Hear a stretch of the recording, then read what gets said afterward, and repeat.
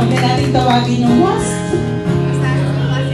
last but not the least, si Sir Maylin. So, congratulations. And let's welcome our top 5 para sa Women of Virtue. And we also congratulate dun sa top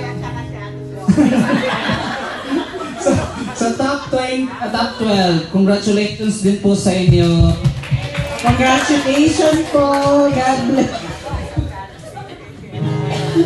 Kaya hindi ka natawag. Tingnan mo, nag-complain ka agad. Pinapay mo pala.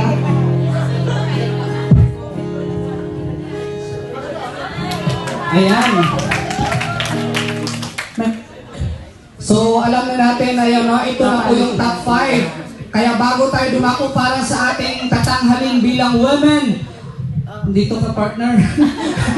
Nawawala yung partner ko. Ayan, bago natin tatanghalin yung Women of Virtue, meron pa silang final Q&A nagmumula sa ating Pastora Grace. One more surprise. Pastora Grace. 45 seconds ulit.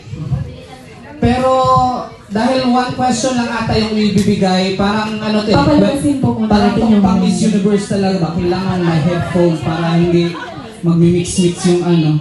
So, same question po. Dahil dyan, punta muna kayo doon sa kabilang hotel. Layo.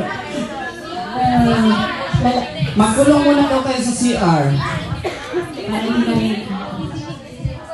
45 seconds po. At ang una natin tinawag kanina si Sister Tessie, no?